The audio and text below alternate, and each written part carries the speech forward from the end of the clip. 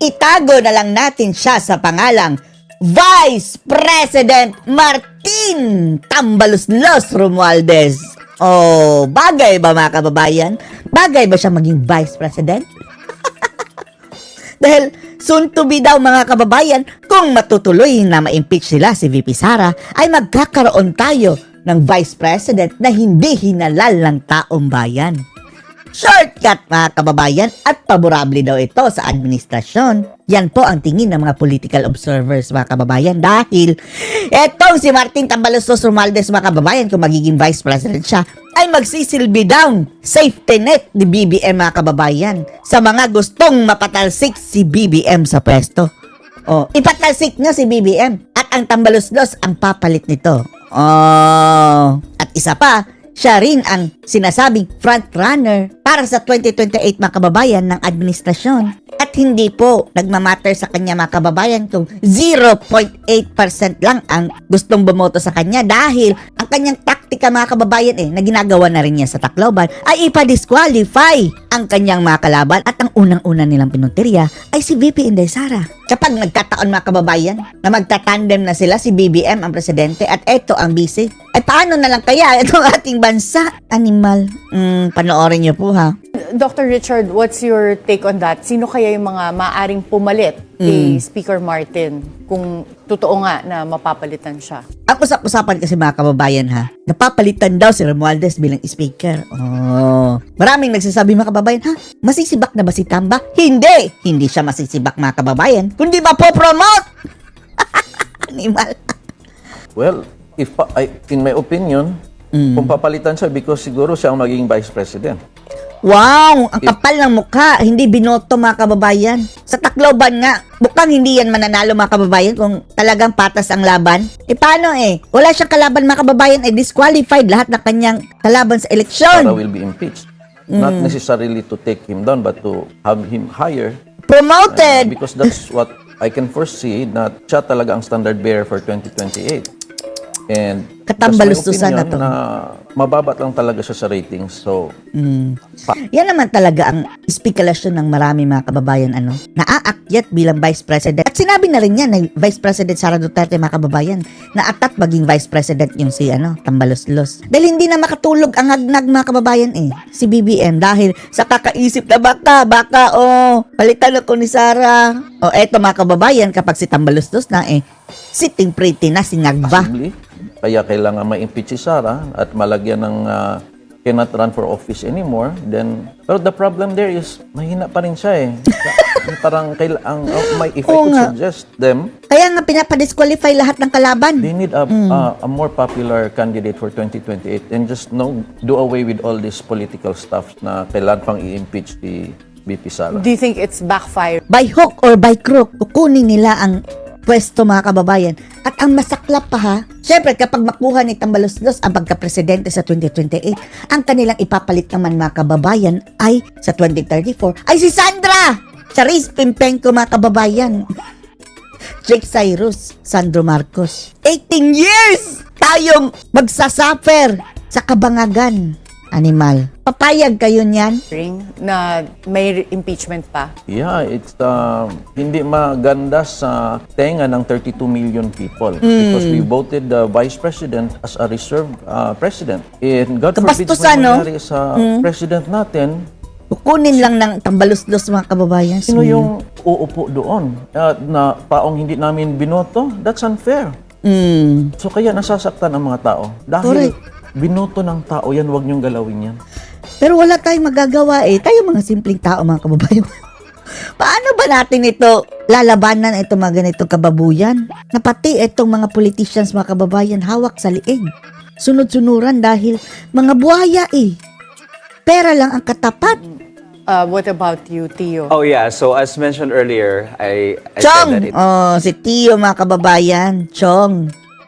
Uncle. it's more on like the political strategy because if it happens that VP Sara gets impeached, based on the Constitution, the President has the power to nominate someone and Mamili lang siya mga kababayan.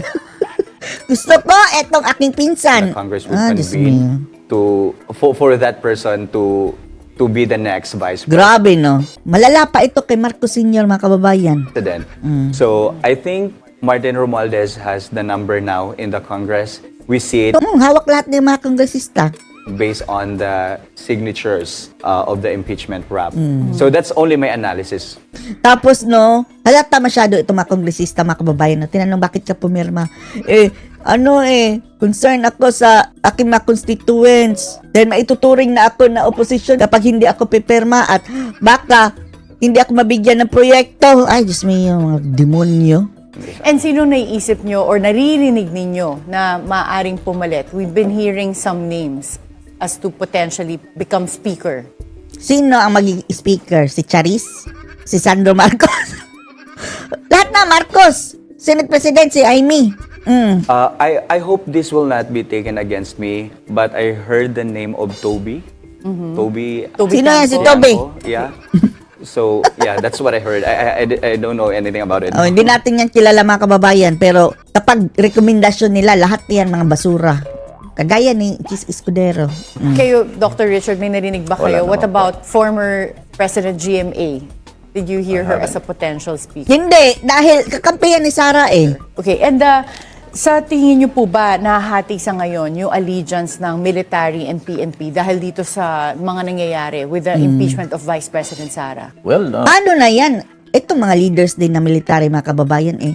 Mga head nila ay appointed ni Ngagva. Marbil! Hindi lahat ng dugdudog ay addict. Oh. Tapos yung si Browner, oh Diyos mio, lahat mga kababayan appointed niya. based on the mga retired generals and PMA, meron po silang press con noong December at naglabas po sila ng mga saloobin. So I do believe medyo hati, no? So and that's what they have to think about and respect dahil mahal po tayo din ng mga sundalo. And hindi po bulag sila, no? Lalo Nakikita na kung nila mga talagang kababayan, group- kaso lang, ano na yan? Dahil siguradong dadanak ang dugo mga kababayan kapag magkukudita. Willing ba silang mag-sacrifice ng kanilang buhay? Ewan lang natin ha.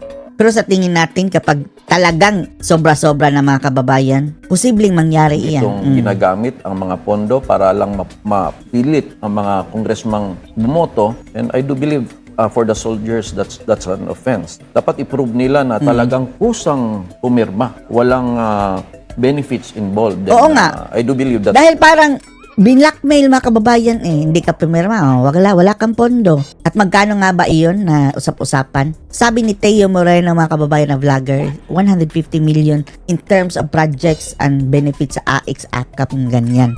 Oh, see? So wala na ang reasoning mga kababayan na sila ang huhusga kung sa tingin nila guilty o not guilty si Sara dahil ang rason lang nila mga kababayan eh, pera! Oh, pondo. Timon. At ang pwedeng kasuhan dyan mga kababayan ay kung sino yung nag-blackmail sa kanila. Oh. At nagpapa-blackmail naman. through impeachment process. Pero kung merong ibibigay, hindi valid yun. The main reason as to why they voted yes or they signed the impeachment rap against VP Sara is all about the budget.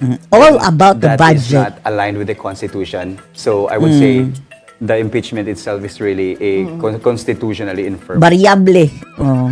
Invalid dapat yan mga kababayan. And Ano? sa mga naririnig nyo nung sinabi Walang ang hearing, di ba? Minadali mga kababayan, last day pa. Walang hearing. yung meron kapalit, yung pag-vote to impeach, magkano yung Magkano ang dahilan? magkano ba yung pinag-uusapan natin dito? Based on what we've heard, I'd like to make a disclaimer. This is only allegedly. Yes, you and I know you keep Allegedly. saying, I don't report news. Yeah. This is commentary. So, Yeah. we're also curious. That's why I don't want Kaya nga political observers, mga kababayan, na hindi naman yan news. Kagaya natin, opinion eh. Observation, opinion. Tapos sabihin nila, fake news. Since when naging news tayo? I don't want to have it used against the Correct. program or us, Yes, the two of I us agree. here. But yeah, based on what we've heard, 150 million. 150 million. Magkano ang dahilan? Yan ang dahilan mga kababayan. Anong masasabi niyo dito? Post your comments below.